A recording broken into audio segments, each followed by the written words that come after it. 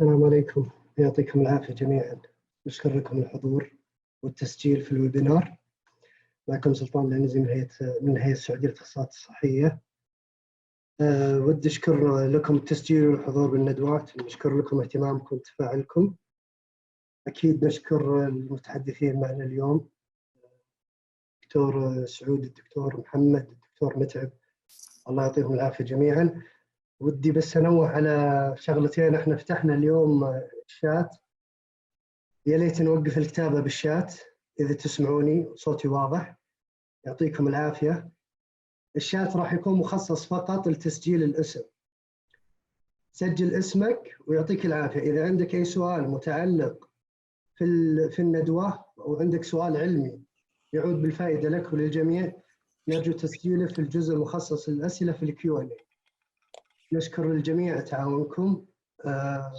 تقدر تبدأ دكتور سعود، الله يعطيك العافية. السلام عليكم ورحمة الله وبركاته. Dear healthcare providers, dear physicians, dear nurses, dear psychologists, social workers, dentists, RTs, pharmacists, technicians, all technicians, paramedics, dear frontliners, infection control specialists, dear hospital workers, السلام عليكم ورحمة الله وبركاته. I'm Dr. Saud Al-Umar, pediatrician and adolescent medicine consultant. I'm also the chairman of a consultant advisory committee of DAAM at Saudi Commission for Health Specialties.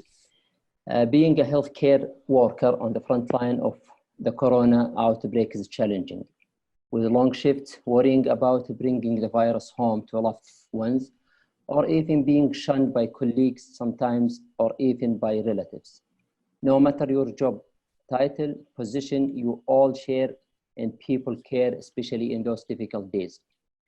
This fight with COVID-19 will be won, inshallah, because of you, your expertise, your sacrifice, your care and commitment. Healthcare worker cannot shelter in a place with their loved ones. They are not 6 feet away from their patients. They put themselves at risk every single shift, and when they go home, they are worried about exposing their families. Facing numerous challenges, they are responding with courage, resolve, with exemplary professionalism. You are the greatest hero in this story. Your intelligence, bravery, and compassion are the saving grace by Allah subhanahu wa ta'ala of this nation in this dark episode. Thank you for your service to humanity. Thank you from everyone in the kingdom for your sacrifice you make every day, and especially during this pandemic. Your dedication, commitment, courage deserve our deepest gratitude and admiration. Your service to patients is saving countless lives and making thousands of differences. Thank you from the bottom of my heart. My heartfelt thanks to all of the caregivers. Actually, I would like to announce to you that Saudi Commission for Health Specialties, before we start this webinar, I would like to announce this, that Saudi Commission for Health Specialties has expanded DAAM services. Maybe some of you heard about DAAM services, which is like psychological support and psychological and academic for our trainees, which started a year ago. I will talk about this one at the end of this webinar. They expanded to include all healthcare providers. So now it is for all healthcare providers to give psychological support during this pandemic. Our webinar today is about psychological well-being in this pandemic of COVID-19, and I'm very pleased to welcome our speakers tonight, Dr. Mut'ab Al-Anizi. He's a consultant psychiatrist, sleep medicine, and psychoanalyst. And also Dr. Muhammad Al-Ghamdi, he's a consultant psychiatrist, child and adolescent psychiatrist, and psychoanalyst. Starting with Dr. Mut'ab, first of all, thank you for accepting our invitation to this talk, this very important period. Let me start, Dr. Mut'ab, with you asking these questions. What are some of your thoughts on how medical professionals can navigate this period with this pandemic?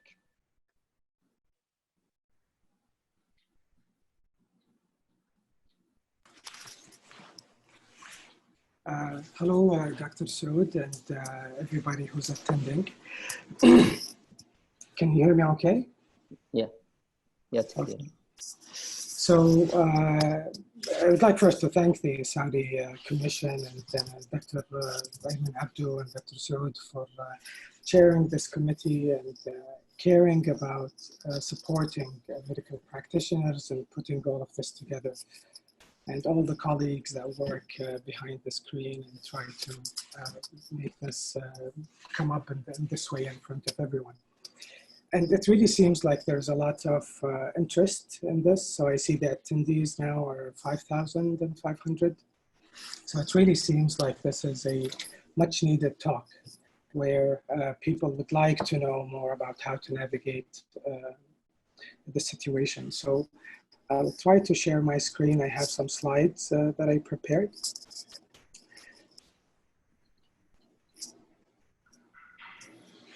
Okay. Can you see the slides okay? Yes, we can. Okay. So it is really hard to give a topic like this justice. The way I thought about it, I attended the talk for Dr. Ahmed Saleh and Dr. Mish'al Al-Aqil previously, and it seems like they covered a lot of grounds and they provided a lot of great information and great advice.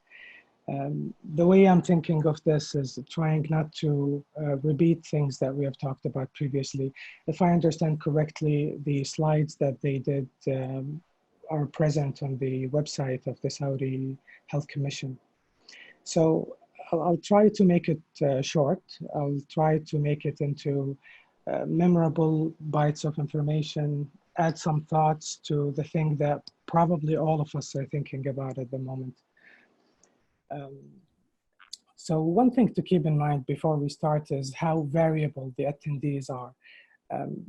It seems, so we're doing this in English, and I imagine that there are a lot of our colleagues who speak only English, and they might be from the nursing staff, supporting, services, technicians.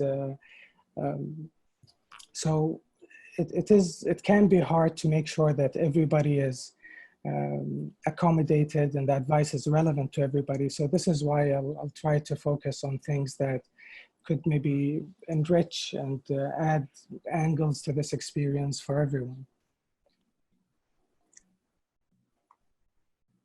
So the main points I want to talk about is, first of all, how unique the situation is. I think we all understand that it is a novel situation. It is something that we've never experienced before. I remember reading somebody saying, everybody who's alive now has never experienced anything like this. And, it is an experience where it could actually add different perspectives, and we could use it in different ways. One of the things that we might have difficulty with as medical professionals is the challenge of tolerating uncertainty. So I remember a story about this where when I was applying for residency, I applied for a residency in psychiatry in Canada. And before I went there, I was sitting with one of my senior colleagues here to talk about the interview. So one of the questions was, what is the challenge that you might face in psychiatry? And the first thing that I thought of was that I liked information to be more succinct, to be more complete, to have knowledge about different sides of the same thing, with being sure and things like that. So I remember him saying, no, don't say this. That he said, if somebody was interviewing you who has some inclination for psychodynamics and psychoanalytic thinking, that they might be thinking about you having splitting, having black and white thinking and things like that. So when I went there, I met actually with a psychoanalyst who did the interview. And when he asked me that question, I kind of forgot what I was supposed to say. And I ended up actually saying something similar to what I just said. So I remember the psychoanalyst kind of looking at me and saying, so if I understand you correctly, you like things to be either black or white? So I said, no, that's not, what I meant at all. So I'm saying this because if there's a period that really challenges our tolerance of uncertainty, it is this period.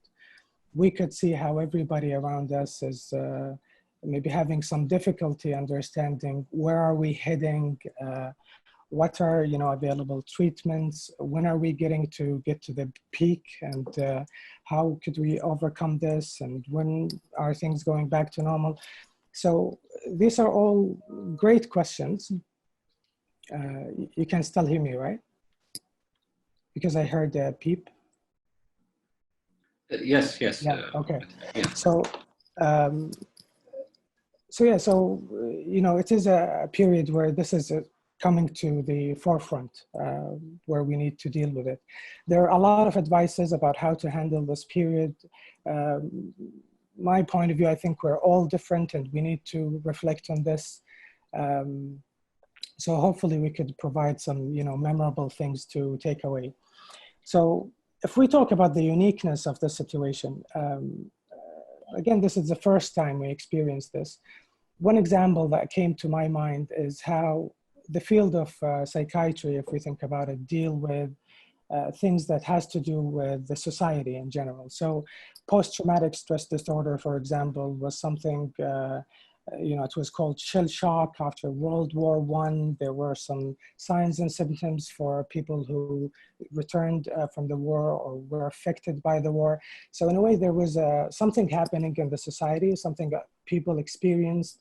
Then there were symptoms. It kind of made it to the classification of psychiatric illnesses. So what I'm trying to say is, with the current situation, it's not necessary that we already know how to handle this, or that there is something already in place that could describe such difficulty, or the different aspects of the current difficulty that we have. And we have to remember, I think, that it's worldwide. It's not something that we're only dealing with. I have colleagues in different countries who, there are newsletters that they're doing, and some peer support groups where they're talking about this. And it sounds like everybody is affected hard by it. And actually, if anything, I think we're lucky that we started our measures early on. It sounds like countries that were reluctant to do things got worse very, very quickly.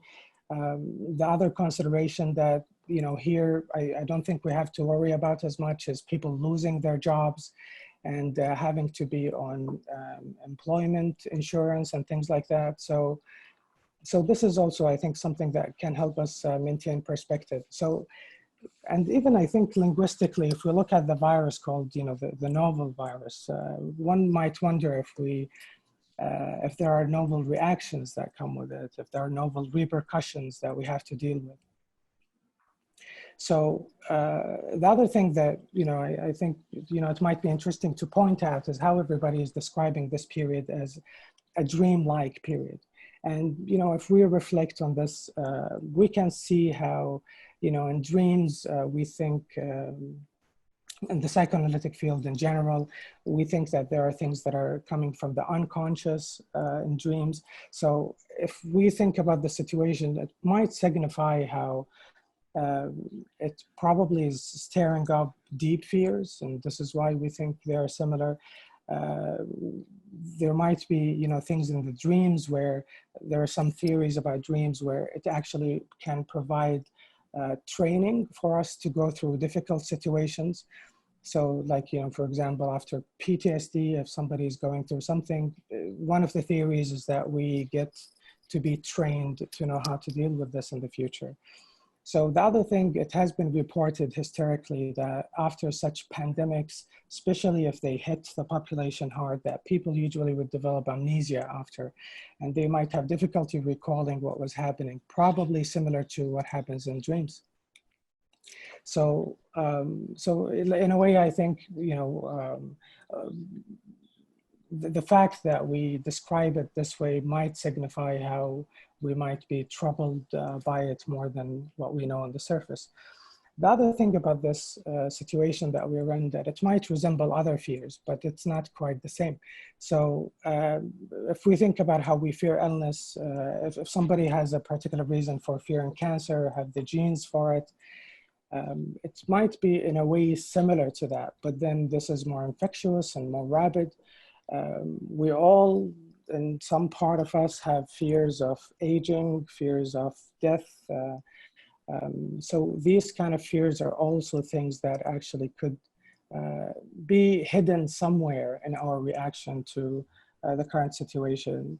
The other thing that we really, you know, probably all of us can remember times that we had experienced a loss of a family member or friends, and these were very, very difficult experiences. So one can imagine what it would be like to be threatened by this. The financial fears or other kind of about. And I put this slide so we can, you know, kind of reflect on how the whole universe is dealing with what we're dealing with, and the restrictions, the issues, the worry about what might happen is affecting everyone around the globe. So one thing that I thought of in relation to the situation is how, you know, the idea of selective attention bias. It is something that we, you know, without choosing, we tend to focus on certain parts of the picture. And, you know, it could be for variable reasons, but I think it is something that is very powerful. And we might not kind of comprehend how powerful it is. So I have a short video that I want to show you, and I hope it can bring this point across.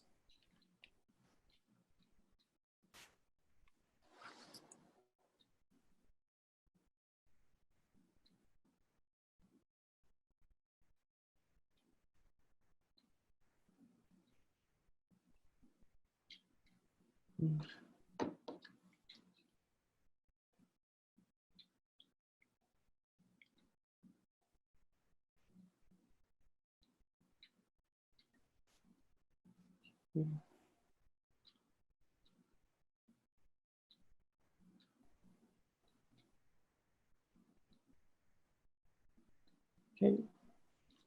Can you see this? Yes, I can see it. Okay. The monkey business illusion. Count how many times the players wearing white pass the ball.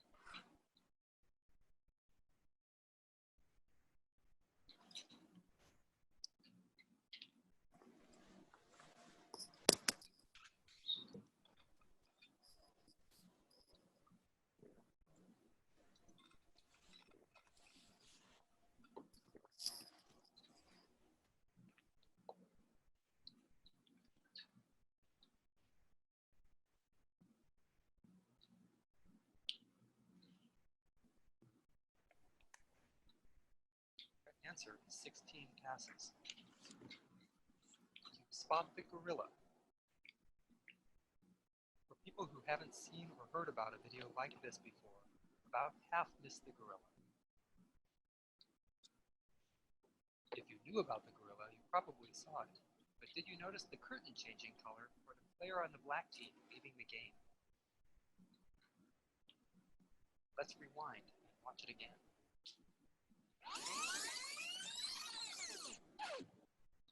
Comes the gorilla, and there goes a player. The curtain is changing from red to gold.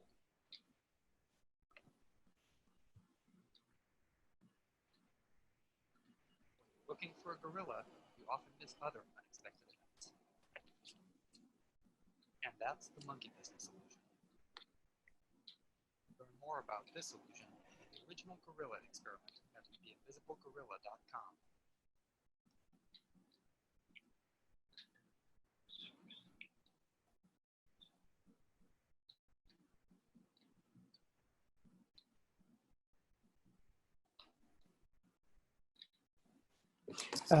I don't know if you all got a chance to see the video, and if you're actually counting the passes and then, you know, missed other parts of that picture.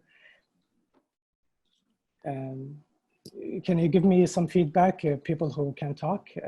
Was this something that was displayed correctly?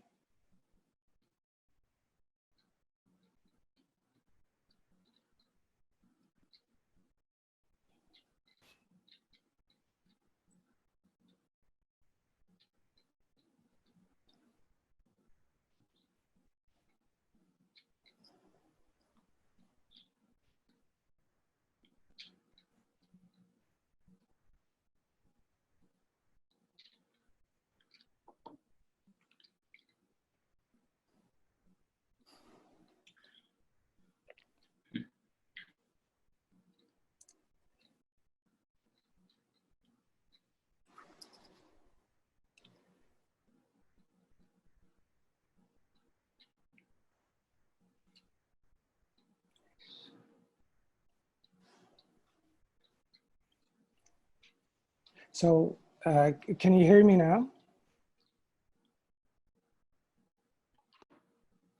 Yes, Dr. we can hear. Okay. So, so we talked about, how this situation is unique and it is hitting all of us, but we're still, we're different. We have different personalities and different life experience. So all, probably everyone is having their own unique reaction. And I think it's important that we allow each other to have different reactions. One thing to think about is how, some of us are probably working in the front line, dealing with this heads on. Some might be currently working from home and having, some challenges treating their patients and communicating with their patients and, managing the difficulties that the patients have. And some might be on a leave currently and might be just, waiting to go back. Also, our circumstances can be different. Some have families that are far away. Some might be living alone. In order to practice physical distancing to make sure that they don't infect their loved ones. Some of us might be in a quarantine. And I think, Dr. Mohammed will share with us his experience with the virus. Some of us might be worried about the health of their elderly parents. So the other thing to think about in the variability of responses is that it might happen in different stages. And it might be helpful to think about the stages of dealing with grief, where there are different stages that we go through when we encounter a loss. We go through denial, anger, bargaining, we might go through depression, and then hopefully at the end we go through acceptance. Now, these stages are not necessarily chronologically ordered and they can happen at different times. So there are things that happens to everyone, which we'll talk about, and there are things that might be related to the individual. The other thing to think about is whether there are conscious things that are going on and whether there's something under the surface that might not be noticed by others, and it can be actually looking different. So if we think, for example, of grief and how we react when we lose someone, we might see a family member of the lost person who's maybe acting as if they're denying the death of their loved one. They might appear like they might not care so much, but actually it might mean that the fear is so underwhelming and it is kind of deep underneath that it is hard to express it.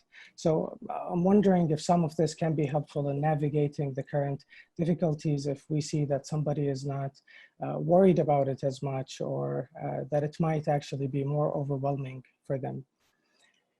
So some unconscious considerations is we all worry about death. We all have our fears. We tend to have our kind of rational scientific mind and things that we can think about intellectually, we can understand, we can make certain narratives, but there might be deeper reactions under this. So, you know, the topics or the areas that are touched by the current difficulty. You know, there's aging and, you know, what is going to happen later, the idea of death, what is going to happen to our future, the idea of being in control, also relationship compatibility if we're spending more time with people who are close to us, and, you know, the stress that this might face us with. So common responses, anxiety is common. It is our way of dealing with difficult things. The more anxiety by definition is the fear of the unknown. The more we don't know, the more there is anxiety. And with the current situation, there's a lot of unknowns, and it feeds on these dark areas. Sadness is something that we could feel, interpersonal stress and irritation. You know, we could see things like this in terms of if we think people are not doing as much as we are doing to handle the situation, and things of that sort. The fear of contracting the infection is a big one. When am I going back to my norm is something else. And, you know, sleep difficulties are one of the very common things that happen nowadays. So a few things that might apply more to healthcare workers compared to everybody else. We might, you know, as a character trait, be more likely to self-blame, more likely to want to extend the help to others, more likely to want to problem solve, more likely to want to be helpful. And I think it's important to notice these because this might be a part of why it can be more difficult if you're blaming yourself and wanting to solve the situation or wanting to reassure people when you don't yourself have the information that would allow you to do that. Another thing to think about is how this might happen in stages. So the current stage is different with a lot of unknowns. Later, we might be kind of after the storm passes, we might be encountering different kind of difficulties.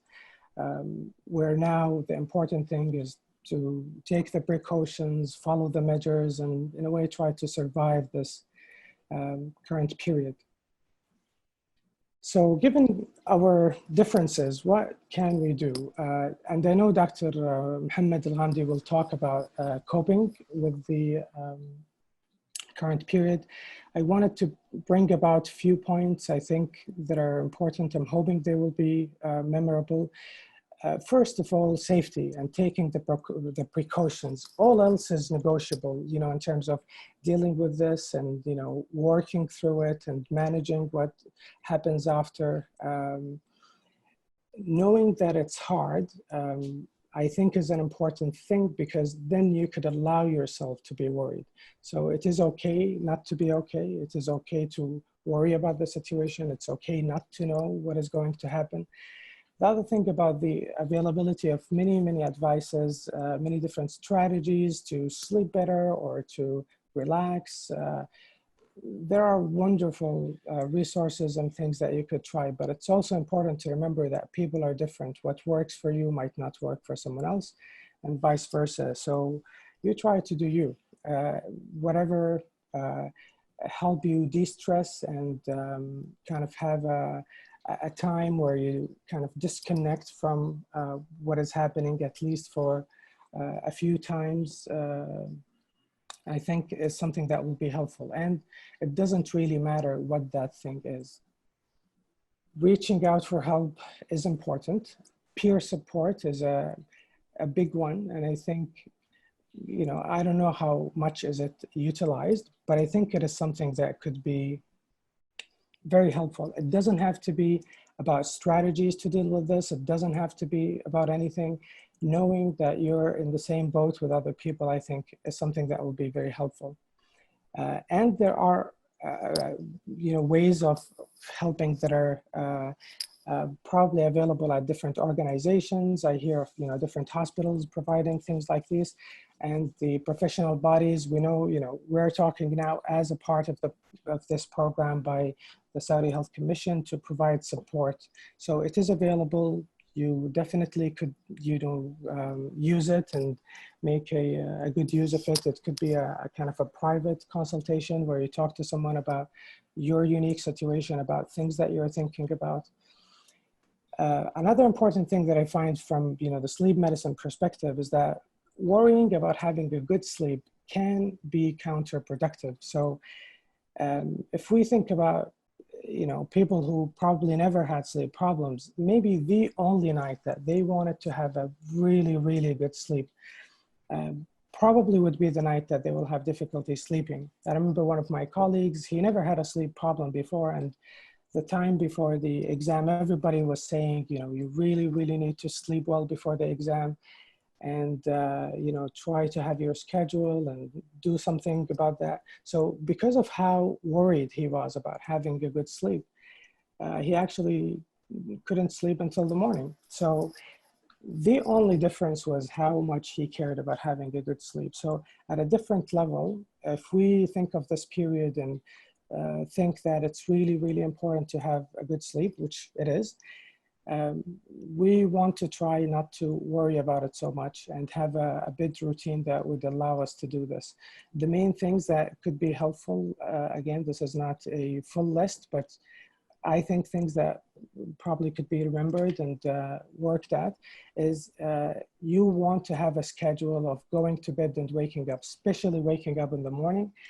The more this is regulated, the more you could sleep at time when you go to bed. You want to make sure that the bed is only for sleep. So you want to make sure that you're not on your phone when you're in the bed. You want to make sure that you're not spending your day on the bed. Exposure to sun in the morning is really important. It does affect our physiology and it does regulate the circadian rhythm. Other things is to set boundaries with news and social media. Choose a reliable source, stick to it, and take your information from that source and check it at intervals that you pre-decide. Try not to fight with the anxiety heads on. Sometimes when we try really, really hard not to be anxious, it is when it becomes more difficult to control anxiety. Exercising is really important. And I think in this period, remembering what attracted you to the medical career, because the current situation has hidden in it many, many things that we thought of as we embarked on this journey and as we wanted to help people and do things that really make a big difference. So I think it is important to try to use this as an opportunity for effortless growth, because growth is usually through experience. It is the most powerful vehicle of change. The current period could help us train the intolerance of uncertainty muscles. It can be a lesson in humility and knowing that we don't know everything. So the other thing that I think is important is being able to, in a way, exercise your empathy muscles as well, understanding where people are coming from. Even if you see somebody who's too hopeful and you think it's not very scientific, somebody who's saying, this will be behind us in a week or something, it's not necessarily an intellectual lack of information, but he might be, in a way, emotionally wedded to that idea.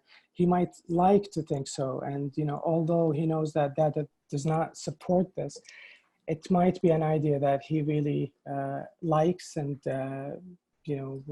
he does this for that reason. So it might be unfair to discuss it as an intellectual idea.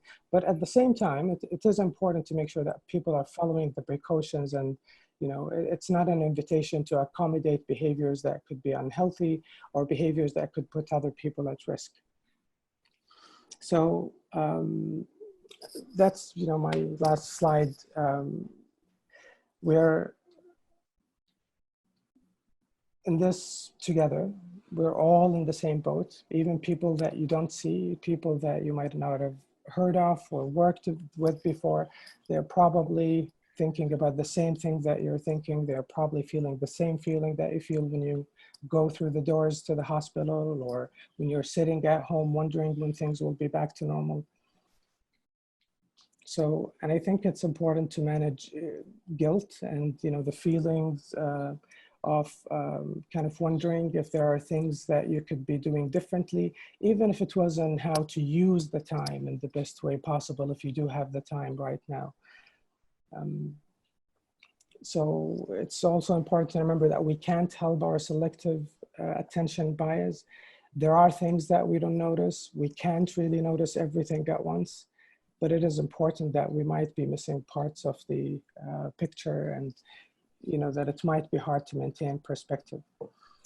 The current situation is a marathon, it's not a sprint. So, and like all marathons, it needs training. And hopefully, what we're going through these days is helping us, to train all of these muscles, and is allowing us to be more grounded, to accept things that we can't change, to support each other, to feel closer to people around us, even to, patients who might at previous points went through anxieties of their own that probably we couldn't understand at the time. With this, I stop and I hand it over to Dr. Saud and Dr. Mohammed. Thank you so much for listening. Thank you very much, Dr. Mat'ab, for this very interesting talk. I would like to welcome our second speaker, Dr. Mohammed Ghamdi, and he will talk about the second part of this webinar. I might start with Dr. Mohammed with a common question. It's about anxiety. Dr. Mohammed, and stress are very common and reach high level during this pandemic, especially nowadays. How can we understand the psychological responses and elements of this pandemic? Okay. Is it, before I start, can I join you with the video? Can I start the video? Yeah, sure. It says you can start your video because the host has stopped it. So is it possible to? Just hang on, just try with the host.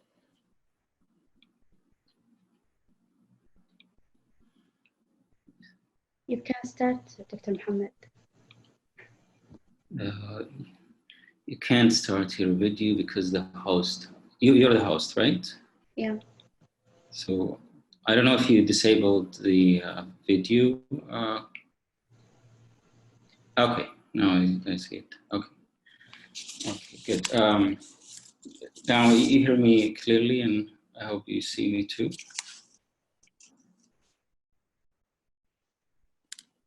That's clear, Doctor. Okay. First, I'd like to welcome everyone to this webinar. I've never presented anything to more than 100, and I'm seeing 6,700 plus. So this is definitely an unusual time that we're dealing with. So before I start, I'd like to thank everyone who organized this, the Saudi Commission for Health Specialty, Dr. Ayman Abdu, Dr. Saud, Dr. Wissam Uznad, and Dr. Ahmed Saleh invited me to join you in this effort. So thank you very much, and Dr. Mat'ab for his presentation and participation, and all of you who are present today to this webinar. And I'd like to thank you all for your great work. It's a battle, as Dr. Saud mentioned earlier, and you're fighting hard, and Tawfiq, inshallah, God bless all of you. To answer your question, Dr. Saud, it will be maybe a long answer. Will take probably a few minutes. Now we're dealing with the pandemic itself, the contagion part, the infectious process, and the spread. But also we're dealing with another process, the psychological level. Obviously, the contagion, the pandemics have existed since the inception life, maybe since the beginning of civilizations, and the effect of it is drastic and powerful because of the nature of it. It spreads quickly, and it can be extremely fatal. Apparently, people who died in pandemics or endemics from infectious diseases are way more than the people who died in wars or in natural disasters or in famine. So this pandemic is affecting our society, obviously, and the societies all over the world. And with the social media and communication these days, we're seeing what's happening. And the effect, I don't think any of us have experienced anything like this before.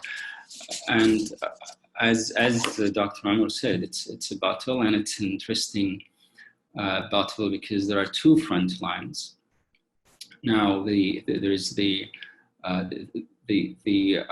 first front line is the front line the healthcare providers are experiencing now in hospitals, in isolation wards, in ERs, and the other front line that we're having this battle is in each and every one's mind. We're thinking, we're experiencing thoughts and emotions and behaving in a certain way in response to this pandemic. And the interesting thing that probably the treatment, the answer to this pandemic is a behavioral response. Now the talk is all about the precautionary measures, the social distancing, the isolation and quarantine and no touch. All these are behavioral interventions. And if we connect them basically to the deeper psychological, emotional and thinking process, I think the process of the treatment, the behavioral interventions can be applied successfully if we can reach this integration between our feelings and emotions. I think will be easier for all of us to comply with the behavioral interventions more effectively.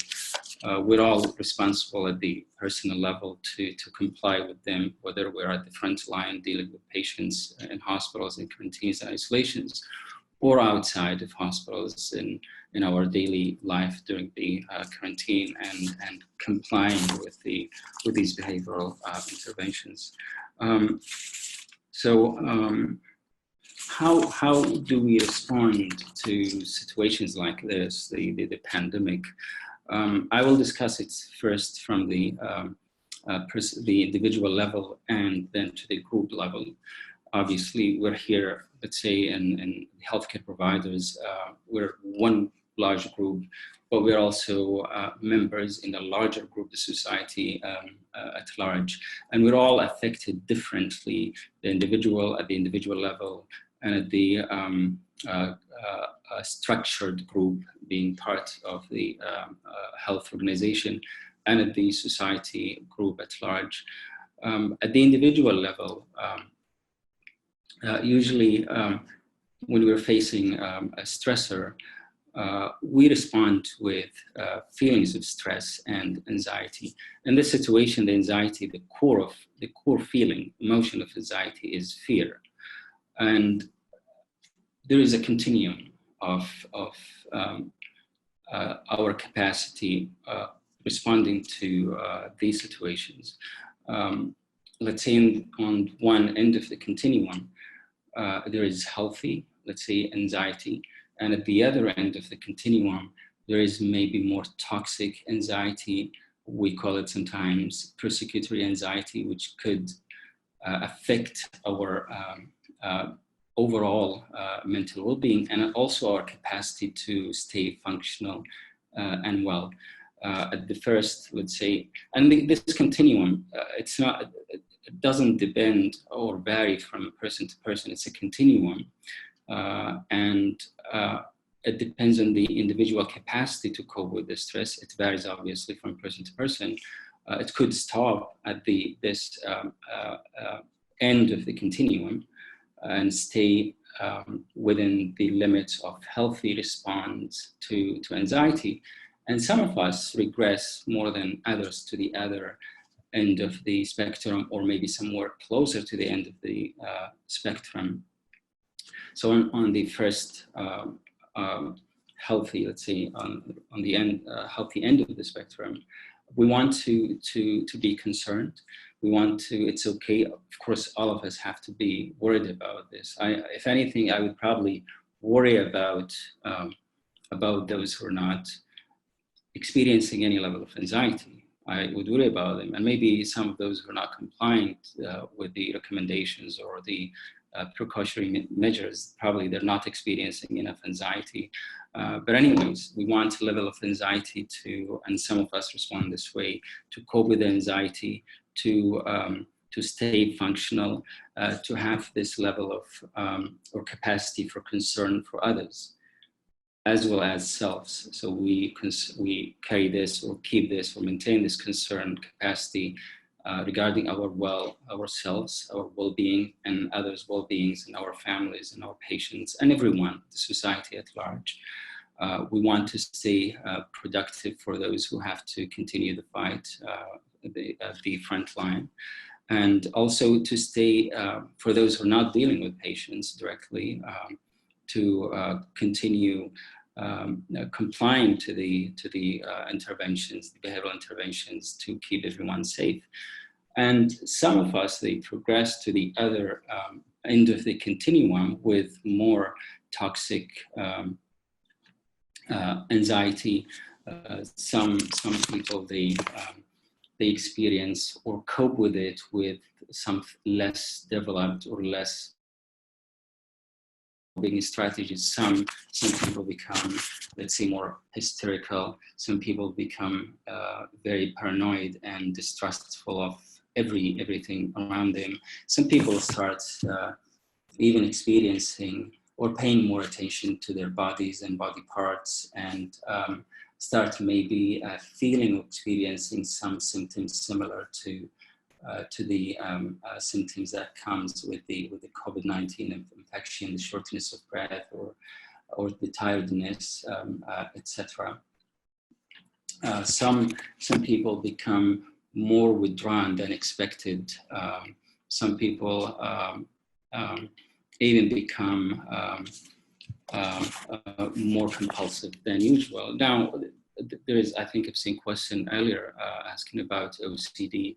OCD can be also one of the coping strategies, but some people actually, and I've heard this from some of my colleagues, they're probably those with more paranoia, let's say, and or obsessive compulsive, with excessive hand washing, maybe less experiencing less anxiety, because now the recommendations are to hand wash frequently throughout the day, which is so their obsessions are more justifiable now. Those who are more naturally, let's say, paranoid, and I'm not talking about the paranoid illness, but the structure that any one of us could experience. For those who have the tendency to be more paranoid, their paranoia maybe is more justifiable because there is this external fear that we didn't see or feel. And I'm saying this because it's important, because I think, as Dr. Mitib said, it's a marathon, not a sprint, and the pressure will only go up for the coming few weeks and probably months, and with time, I think we'll start getting tired and more stressed, and this regression could continue toward the other extreme end of, or let's say, toxic reaction to this external stressor. And in terms of the group as or the response of the group to the pandemic, I'll talk briefly about two kinds of groups. Let's say the first group is the structured, or I'll talk first about the unstructured group. Let's say now we're part of the society. In response to dangers like the pandemic, we'll talk about the criteria first of the unstructured group. And these are interesting things, and probably will explain some of the behaviors we're seeing in social media and from random people, sometimes even in the street. People are become more impulsive in this unstructured group. They experience there is lowering of the intellectual ability. There is intense, the reaction is intense, but not no perseverance. There's sense of powerless, people less empowered during this time. And also the group is ready to believe in anything and open to influence. And this probably explains some of the things that we see in social media or in media in general about people, about conspiracy theories, about different inventions or treatments. Their critical thinking disappears in this large unstructured group. People go to extremes, no middle grounds, all black or all white. It's not the rational ability or capacity goes down or disappears. They believe in magical thinking, like the different cures or treatments. They talk about some of them these days. And they believe sometimes, or probably they tend to believe untruth more than truth. So these are some of the features or characteristics of the unstructured group. And I'm saying this because it's important, because every one of us is part of two groups, the structured, professional, or an institutional group. We're all professionals here. And also we're part of this unstructured group, and the effect can go both ways. And in the structured group, it endures, so the feelings, the attachment, the beliefs, and everything that the group shares, it endures over a greater period of time. And the group is more organized, institutionalized, and it has continuity, and it has functions, and assign different people to do different roles. It has traditions and customs. Sometimes it's written, like we're all here part of this kind of, let's say the Saudi Commission for Health Specialty. We're all regulated by it. We're all licensed by it. We belong, we're members of this group. And structure and leadership prevent the group from regression. So in the first group, people regress because they don't have leaders, they don't have structure. They regress to this kind of primitive way of thinking. But in this, in the more structured group, having leadership and structure, we stay. It prevents and protects us from regressing to this kind of primitive thinking. And I'm discussing this because for all of us, and for the leaders and whether in the Ministry of Health, say the Saudi Commission for Health Specialties, there are certain factors that could increase this feeling of cohesion, which we should all feel, especially during the pandemic. Just caring for each other, being kind to each other, having clear communication within the group. It increases the chances of preventing from the members from progressing, which I think just participating in activity like this is a sign of this kind of leadership. So this is to answer your question, Dr. Saud, and I don't know if I took more than, probably I said 10 minutes, and I think I took 10 minutes. No, it's okay. Thank you, Dr. Mohammed. There is also another question. I think you have, or you had COVID-19, and you were admitted and treated for that. Maybe many people would like to know what was your experience of the illness, and how did you cope with this one? Well, I contracted the infection. Most likely, I was in New York on the 6th, 7th, and 8th of March, and I started having symptoms on the 13th of March. The interesting part in New York, I stayed there for two weeks. I was supposed to attend a conference, short conference, but it was canceled because of the pandemic. And I didn't communicate with anyone. I had a dinner with one of my supervisors, which fortunately did not have the infection. Other than that, I just walked in the street and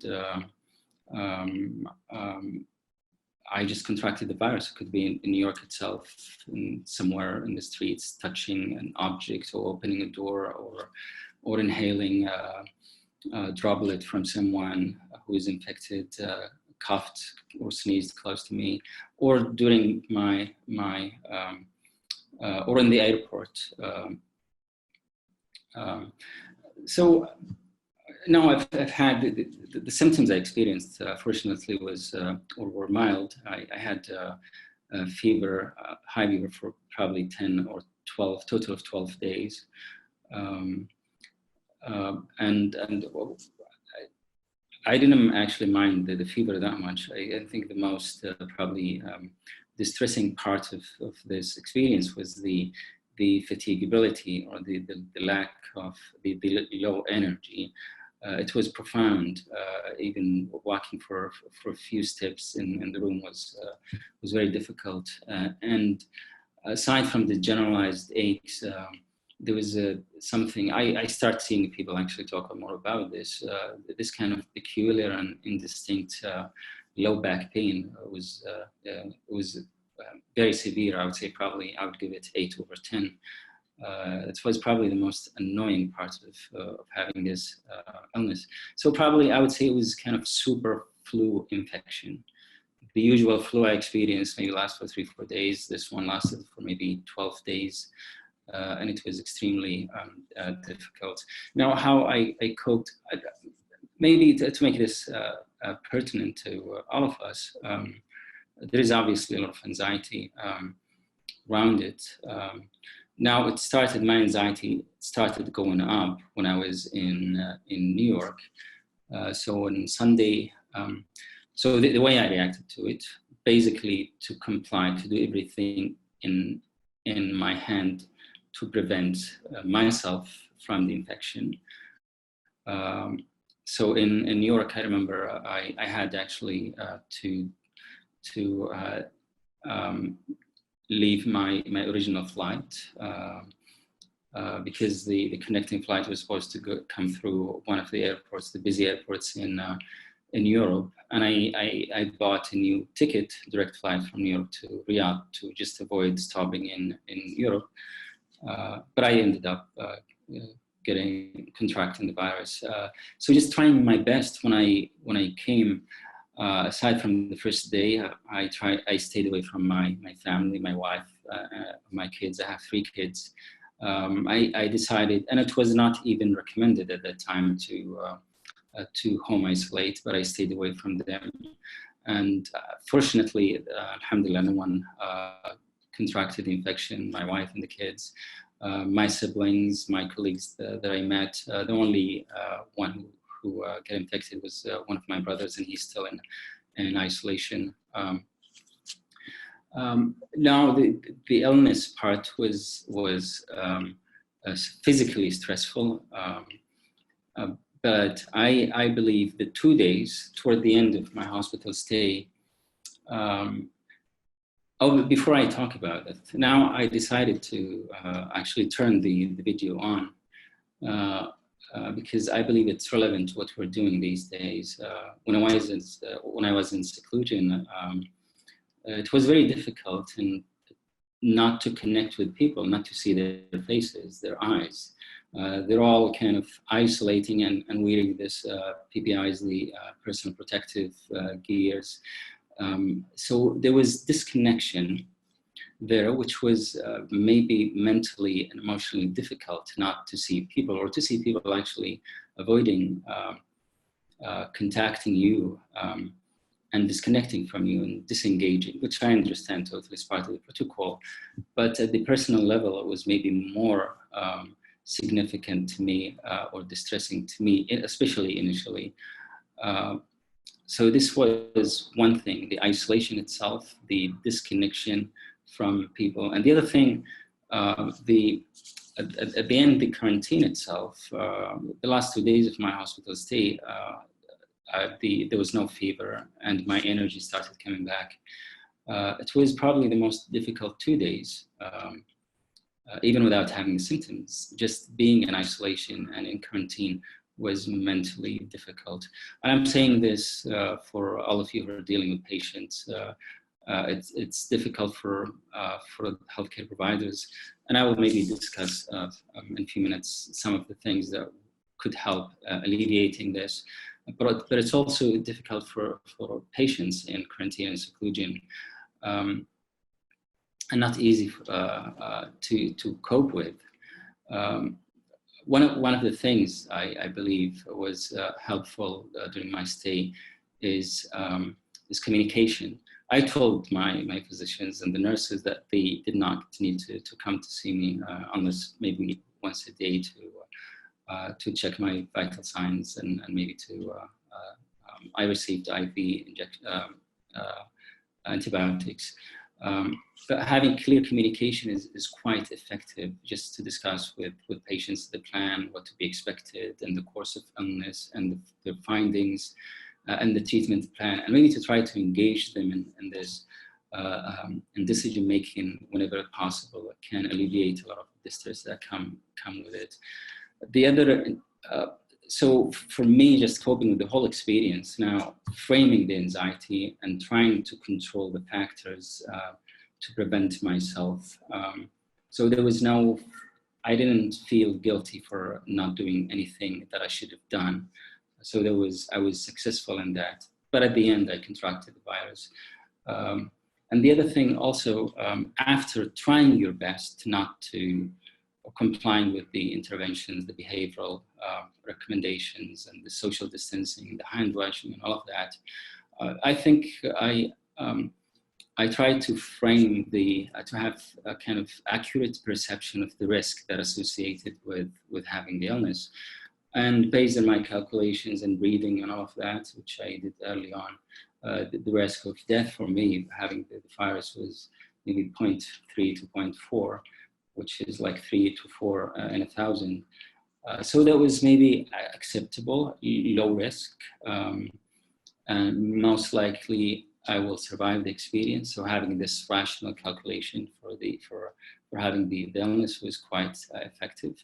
And I remember after I graduated from med school, I worked with a cardiologist, and I remember when he got consent from his patients and doing the education about the risk associated with the procedure. He was an electrophysiologist. So the risk was 1 in 1,000, and he said it's less than the risk of dying driving in the street. So in my mind was maybe the risk of dying from COVID-19 was less than driving actually to work every day in the street. So I settled with this risk, and I accepted whatever was going to happen. If it happens, it would be unfortunate and bad luck. So the risk is tiny, but it's there. And the other thing, just accepting fate was kept me content. I tried everything possible in my hand, but I get the illness. There's a very small chance of me not surviving this, and just accepting fate was quite effective. So this is how I coped with it. And speaking of quarantine and isolation, I think it's pertinent to our discussion tonight. Both patients and healthcare providers, they experience a lot of stress-related symptoms. There are many studies. There is higher incidence, especially in those who come in close contact with this, especially after SARS pandemic. They end up with PTSD. symptoms, with depression, with generalized anxiety, different numbers from 10 to 20%, and even higher numbers for those who, the patients who experience isolation or quarantine. Now, I will just go quickly over some of the factors in literature to lower the risk of PTSD among healthcare providers, which is, I think, relevant to having structured groups.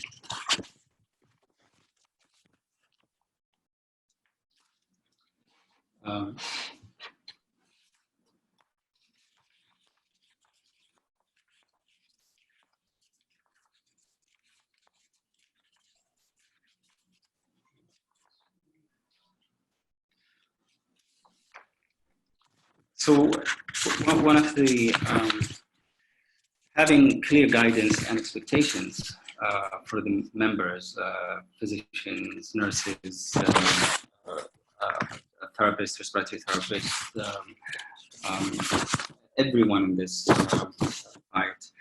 So having this clear guidelines, expectations, policies, and procedures, and understanding each one's role and what's going to happen, and the process overall is quite effective. Changing policies and guidelines frequently can have the opposite effect on this. Also, communication with supervisors and leaders can also lower the risk, and especially like bi-directional communications from the frontline healthcare providers to the supervisors, and accepting feedback from them, logistical support, having enough masks and personal protective equipment, and to help them to feel safe is also, it lowers the risk of having PTSD. Peer and spiritual group, now just talking to each other and supporting each other during this, and debriefing basically, and looking after each other can have a positive effect. And lastly, psychological support. Now, many of those who will end up with stress-related symptoms and PTSD will recover, but some of us will need more help. The recommendations basically for people who go into isolation and quarantine, the healthcare providers who end up in quarantine and isolation, it would be helpful to have more immediate psychological support. And I think Dr. Saud will discuss some of the available resources at the end of this talk. So these are some of the measures that could lower the risk of having PTSD, hopefully by the end of this pandemic. Thank you very much. This was Thank you, Dr. Mohammed. Thank you very much for this wonderful talk and for sharing your experience. Yeah, thank you. So now we come to the last part, or to the end of this, the last part of our webinar. I would like to talk about Da'am services, which is launched recently by Saudi Commission. Maybe some of you have heard about Da'am, which was launched 1 year ago for trainees, which was mainly for trainees and to give psychological and academic support. I don't know if you can hear me.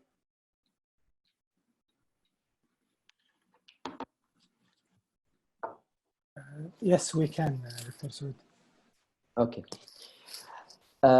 With this COVID-19 pandemic, Saudi Commission for Health Specialty have started many initiatives, including expanding Da'am services to include all healthcare givers. Actually, the services, it's like an online platform, either through the phone call or electronic services, where psychological support will be given to any healthcare provider across the kingdom. It is run by highly qualified mental health providers at high level of confidentiality and privacy professionalism also. Maybe the first question that you might ask, is it really confidential? Actually, yes, it is confidential. You can apply to the service through two ways. I might just share with you some slides, and then we will go to the website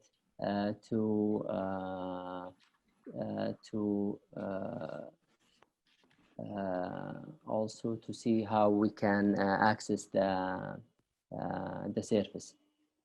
But you can apply it through two ways, either through the call center or through the website, through Saudi Commission website. After you apply for the service, you have to answer. First of all, you have to put your Saudi ID or Iqama number, and also Mumaris number, just to make sure that you are a healthcare provider. Then there are some screening questions that you have to answer to make sure is it urgent or not urgent. If it is urgent, it will be you will be given appointment within the same day, or maybe after 1 or 2 hours. If it is not urgent, maybe we will book an appointment with psychologist or psychiatrist within 48 to 72 hours maximum. Then after we transfer or we book appointment, you will receive a message, SMS and email also, telling that you have an appointment at this time. It is just whatever you prefer, either by phone or by Zoom.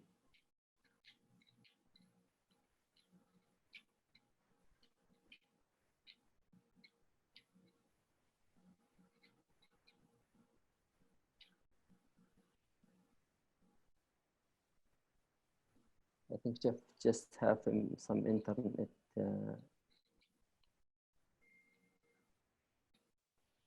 connection, but just I would like to share with you the website, how we can apply through the website. Then after that, we have the appointment. It will be from we have from 10 a.m. till 1 past midnight, where there is also frequent appointments from 10 a.m. till 1 p.m. post midnight. From 1 p.m. or 1 post midnight till 10 a.m. just it is for urgent cases. The service is free of charge. I'm trying, I think I have some internet connection issues, but just I'm trying to share with you the screen.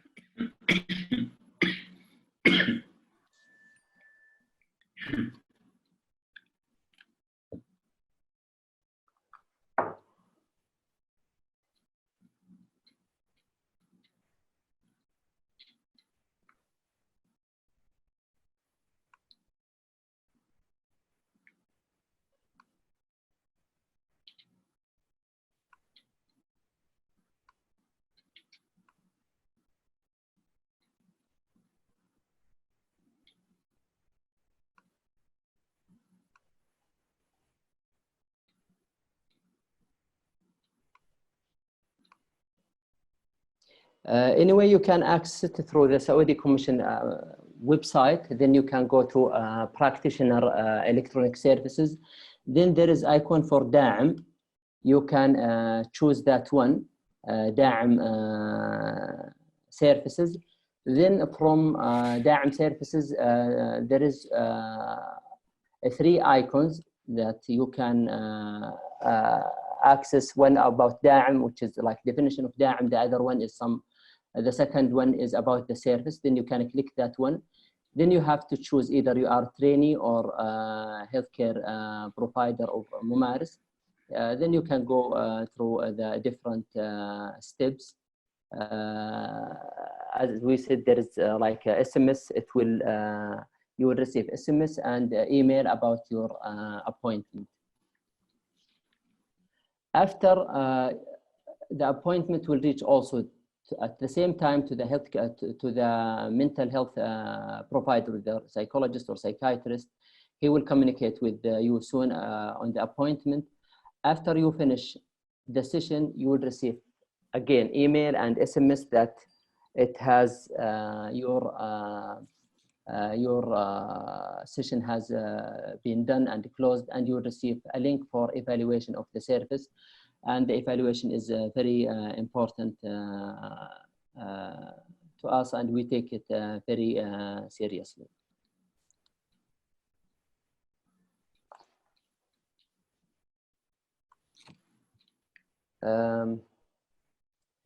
Now, if you have any questions regarding the service, or if there is any question, also scientific question to Dr.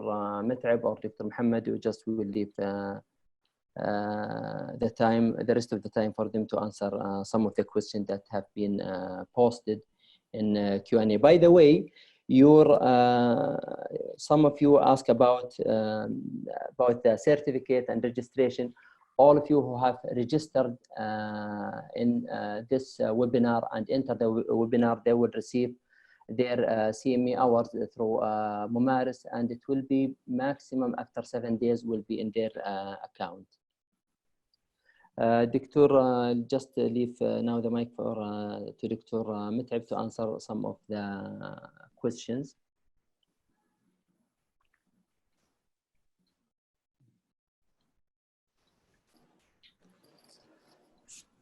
Hello, can you hear me? Yeah, yes, we can. في أسئلة شفتها في الويب سايت. خليني بس I'll try to see if I can find the question to read it. There are a few similar questions that I think went along similar lines, which I think is an important subject to talk about. So let me see.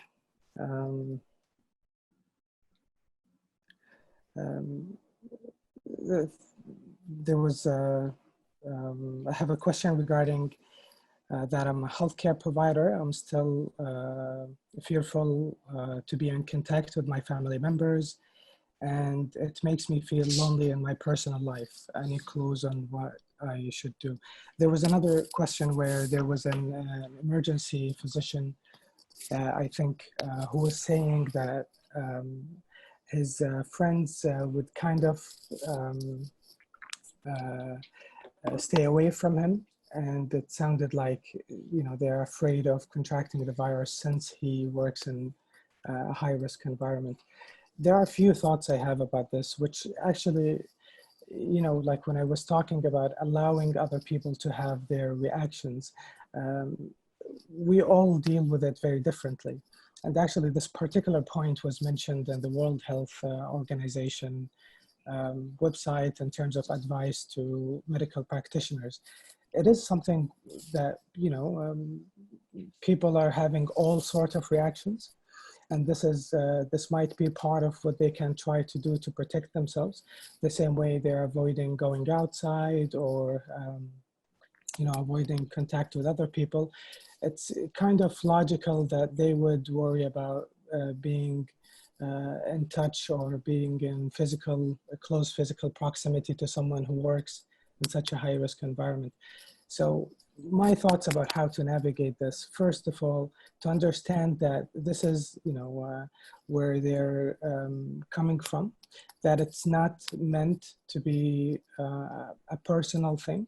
And actually, in a way, the change itself is an indication that it's not personal, because they, it represents a change from their previous way of dealing with the doctor or the medical practitioner. And he noticed that there's this change. So this change was noticed because now the new information is this worry about the virus.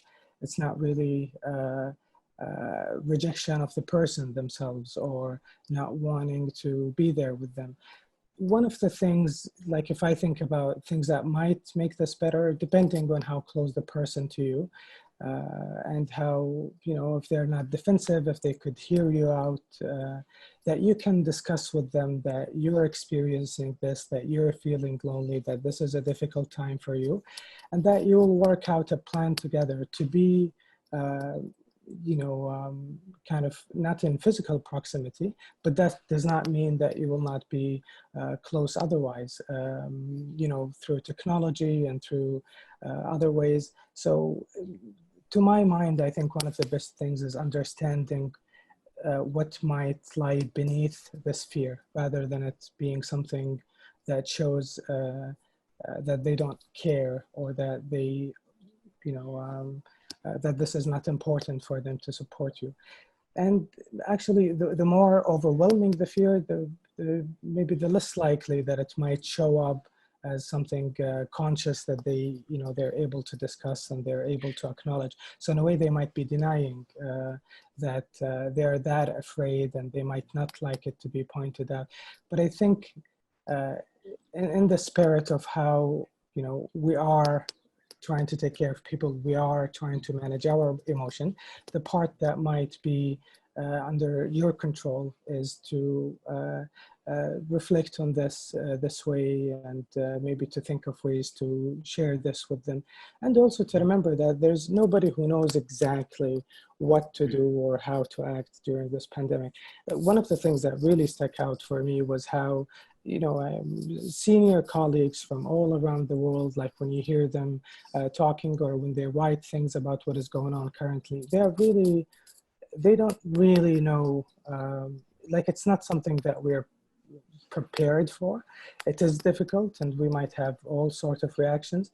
And so one of the things that might reassure you is to know that the answer does not lie somewhere and you haven't found it. That maybe there is no clear answer. I would add to what you said, Dr. Mateb. I think some paranoia is acceptable in this situation. But the fear is not from the person himself or herself. The fear is from the pathogen, from the virus. So because we are the vectors, potentially we could transmit the illness. So some paranoia is fine toward it's coming from our anxiety in relation to the pathogen, not to the person himself. So not to take it personal, right? The virus could be anywhere in your hands and something you're carrying, but not from the person himself, just to externalize the anxiety. I would maybe take one. I think someone asked me about me having immunity. Well, I'm not an immunologist, but from my very basic understanding of immunology, I should have some antibodies now in my system. I've seen some studies, they say some probably up to 30% of people who had COVID-19 did not have the antibodies. But I think serology testing will become available soon, and we'll be able to test and see if there is antibodies and if you're immune or not. But yeah, there are some doubts, but I hope that I'm immune. I'll leave the second one for you, Richard. Yeah. Okay. So let me see. There were, a few things that actually, I'm trying to pick questions that were asked more than once. Maybe I'll lump a few questions together because I think they're kind of similar in terms of, asking what can we do? And I think I will probably draw from what I just said about how it is actually at all sort of levels. Actually, even if we think of, levels where we think that things are really under control and people know exactly what is happening, they have, access to all sort of information. Like if we think at a leadership level, like, we might have heard, some criticism for how Trump, the president of the United States, dealt with it at different, times, and how he painted it differently at different times. There are times that it was not, or did not seem that it was anxiety provoking. There are times that it was dealt with, with some fear and some anxiety. And so what I'm trying to say is, it's not like there is a way or there is a formula that would work for everyone. So I would invite people to try to draw from experience in terms of previous adversaries that they have gone through. How did they manage to go through them? What sort of, things they did that made them feel better, things that gave them a feeling of mastery, a feeling of being in control, important people around them that, sharing their experiences together and having the support of these other people is also important.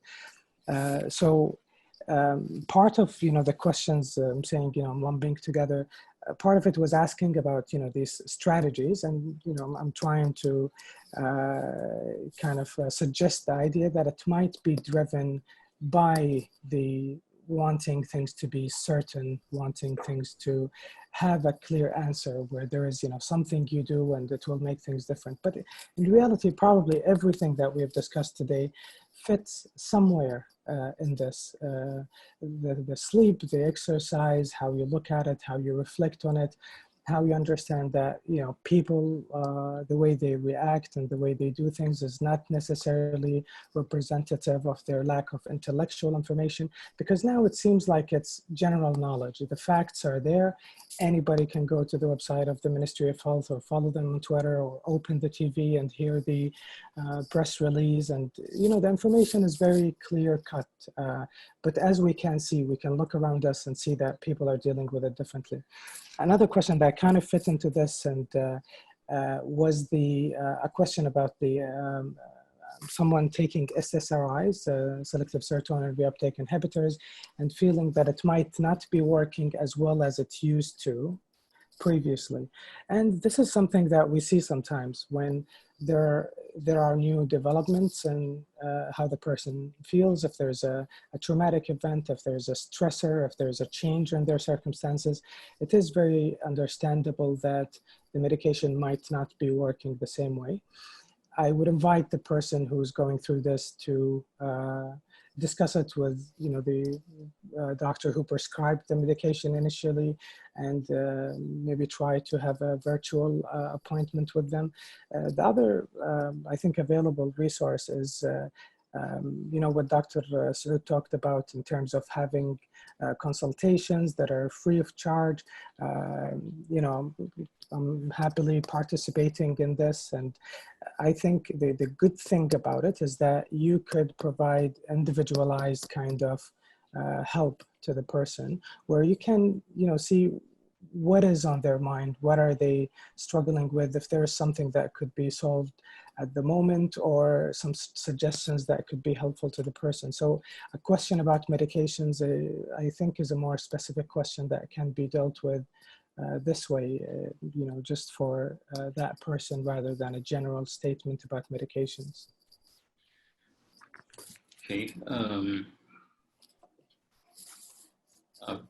Okay. I don't know about the time. So, do you still have any time left to take one more?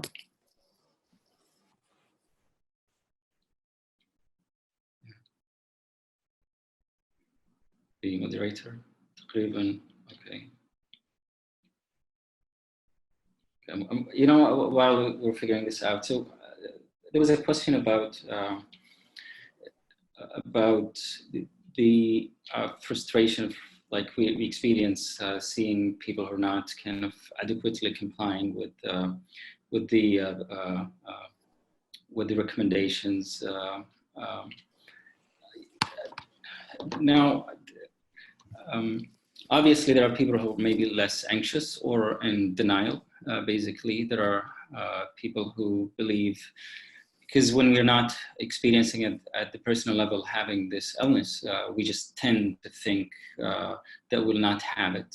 So there are impulsive people, reckless people, irresponsible people. I mean, maybe there are people who are dealing with the anxiety in an impulsive and in behaviors or in denial. I don't know what's the answer, to be honest, how we deal with them. Maybe just trying ourselves, our best to comply ourselves. I don't know. I don't think. I mean, if education of this kind of collective fear that we're experiencing, if it's not enough, and with the curfew implemented, if it's not enough, I think maybe at the personal level, we should comply. I mean, if you comply, if you isolate yourself, you minimize the risk, you stop the transmission yourself. And maybe you stay away. I mean, unless you have to come in contact with those people who are not complying fully with the precautionary recommendations. There's some, as Dr. Miteb said, there are many feelings we're experiencing. There is anxiety, there's frustration, there's fear, there's sense of despair, and maybe with time these feelings will become more intense. But it's a painful experience, and we have to endure it together and to just be supportive of each other.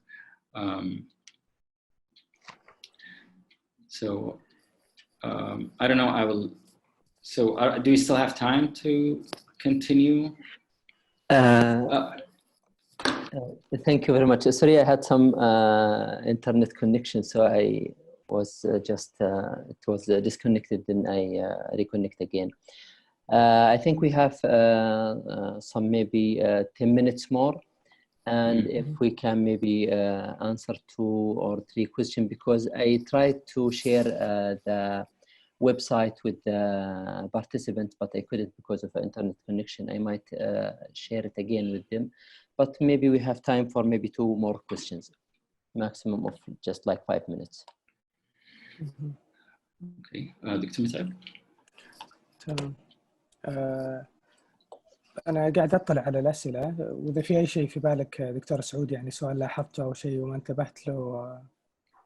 I'll take maybe one answer while you're going through the questions, Dr. Miteb. I think there was a question from a program director about one of the residents who are maybe having a hard time or refusing to see patients.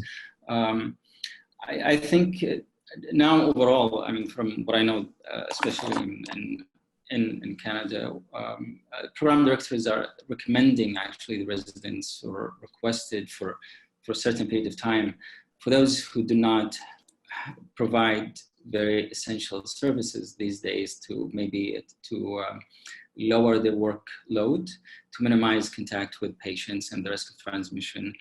But maybe for those who cannot, I think it should be discussed individually. And you go case by case, and knowing the physician and training and their background, and whether this is something related to the anxiety and having difficulty coping with it, something related to the pandemic, or something different. I think understanding, knowing the background of every person is crucial. We can't give just general recommendations, and maybe I think maybe providing support for them can be very helpful.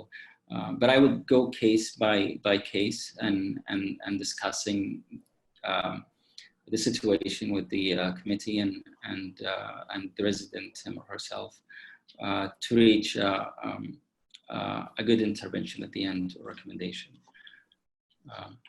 Dr. Miteb. تمام. لاحظت يعني كنت أشوف الأسئلة كان في عدة تعليقات على sorry, I'm going to say this in English, that there were a few comments or questions about why not providing some of this information in Arabic. So I thought I'll pick an Arabic question and answer it in Arabic. So بالنسبة للغة العربية، كان المحاضرة السابقة عملها الدكتور أحمد الصالح والدكتور مشعل العقيل، والحقيقة كانت يعني محاضرة ممتازة جدا ومليئة بالمعلومات، وكان فيها يعني مصادر كثيرة، وأعتقد أنها موجودة على موقع الهيئة. وكان يعني فيه زي روابط الأشياء ممكن تشوفها، تمارين للاسترخاء وأشياء من هذا القبيل. جزء من الأسئلة الموجودة كانت نفس الشيء على موضوع يعني كيف نتعامل مع القلق، والحقيقة يعني يمكن نوعا ما أعيد إجابة السؤال هذا بالعربي، إنه تصورنا إنه موجود إجابة واحدة، وهي الشيء اللي يحتاج إن نسويه وبيخلي كل شيء تمام وبيخلي الفترة هذه تمام.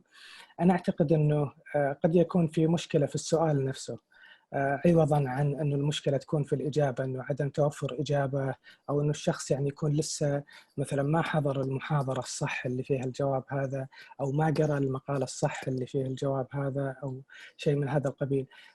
لأنه الجائحة الحالية تلمس أجزاء مختلفة جداً من مشاعرنا ومن إدراكاتنا ومن تجاربنا في الحياة، وتتعلق بمواضيع يعني كبيرة جداً، وحتى علاقتنا مع أهلنا تدخل فيها، وعلاقتنا يعني في الناس اللي حولنا، وعلاقتنا في وظيفتنا، وعلاقتنا في يعني حتى المجتمع بشكل عام، وأفراد المجتمع اللي يلتزمون وأفراد المجتمع اللي ما يلتزمون.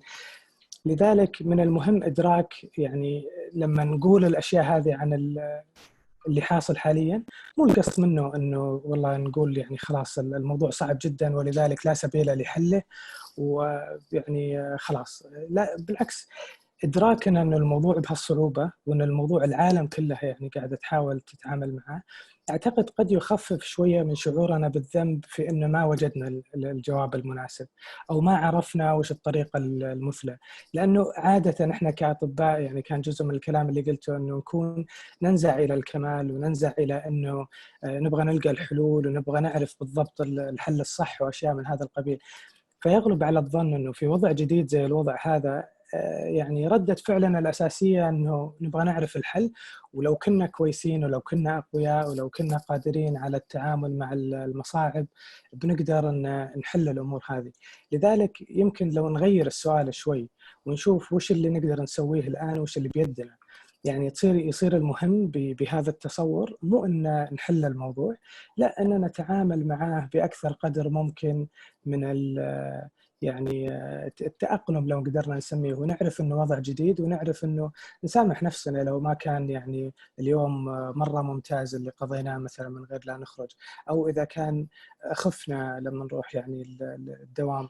يعني كان في أحد المقالات قريتها كان عن الأطباء في أمريكا أن الناس كلهم يقولون يعني يو ار هيرو، أنت بطل وأشياء من هذا القبيل، وبعضهم كانوا يقولون يا أخي يمكن ما نبغى نصير أبطال، يمكن نبغى نطمن على نفسنا ويصير عندنا يعني الماسكات المناسبة والقفازات المناسبة فحتى الشعور هذا يعني ما في بأس منه، أن الواحد يحس أنه غير قادر، يحس أنه يمكن مو قادر يعني يتحكم بالظروف من حوله، يعني أشياء من هذا القبيل. فأنا أعتقد مجرد قبول أن الموضوع بهذه الصعوبة وقبول أنه ما له يعني حل نهائي، في السياق هذا بيصير أي شيء الشخص يسويه عشان يرتاح أكثر، لما يكون أكثر ارتياحاً يقدر يفصل شوي. نصائح حتى عامة يعني يتعلق يعني لو ياخذ حمام دافئ وقاعد يسمع شيء يرتاح له، يعني ما يحتاج إنه يكون شيء يعني معقد أو شكله مرة مبهر من الخارج. يعني كنت أقرأ أحد الأشخاص في السوشيال ميديا كان يقول يعني أنت تقرر إذا هذه الفترة تكون يعني فترة فشل أو نجاح، وإذا أنت ما طلعت من هذه الفترة بمشروعك الخاص أو كذا فيعني ترى لا تلعب على نفسك، أنت مشكلتك مو في الوقت اللي ما توفر سابقا. الأشياء زي كذا لو كان الأشخاص يفكرون فيها عن نفسهم بتكون مرهقة، يعني لأنه أنت يعني كيكة تركيزك هذه يتنافس عليها الكثير، وكل شوي يعني يؤخذ قطعة منها من هنا وهناك، مخاوف كبيرة، وفي نفس الوقت تبغى تطلع من المرحلة منتصر ومغير حياتك وكذا. هو الحقيقة أنه التجربة هي اللي بتغير، يعني شئنا ما بينا، يعني شئنا ما بينا عندنا عرفان جديد يمكن ما جربناه قبل، الأشياء اللي يعني أخذناها for granted على ما قالوا، شيء ببساطة الخروج من البيت يعني.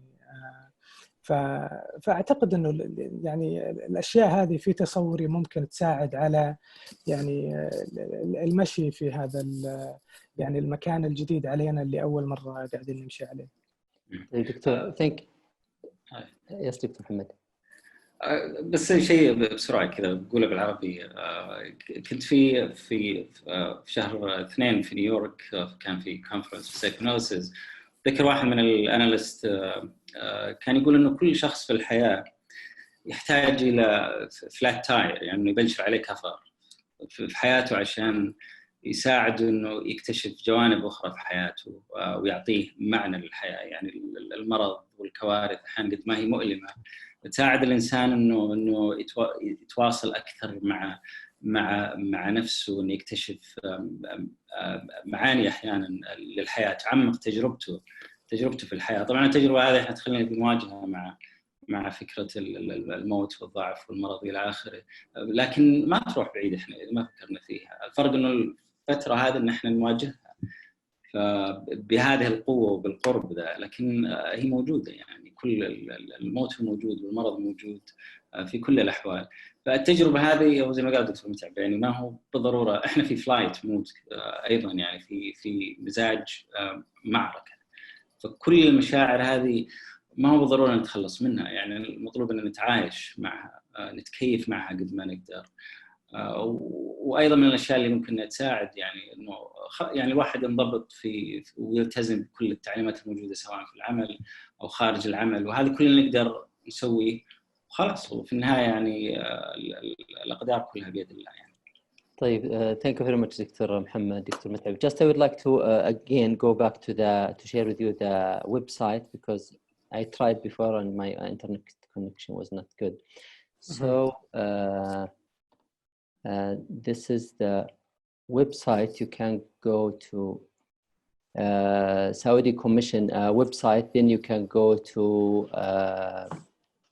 e-services, then to a practitioner services, then to go to DAAM for practitioners. You have three icons. The first one is what is DAAM, which is like some definition and introduction about DAAM, and the second one, which is we are here for you. You can click on that one. Then it will ask you, this is the steps how you are to apply for the services. Then the first question will ask you, are you practitioner or trainee? If you are a practitioner, it will ask you your identify your number, registration number, classification, and also your mobile. It is not necessary that the mobile that you already sorry, the mobile number should start with this 966, then your mobile number. Then it will take you to the next page, which is like screening questions. If you're screening a question, which help us to triage the request. Then, as we said, it will go. You will receive an email and SMS for this for your request. Thank you very much for our speakers, and thank you for very much for those participants who attended this. We all enjoyed this wonderful talk. Thank you all and have a good night. Thank you very much. الله يعطيكم العافية وشكرا يعطيكم للحضور. العافية جميعا. مع السلامة. السلام.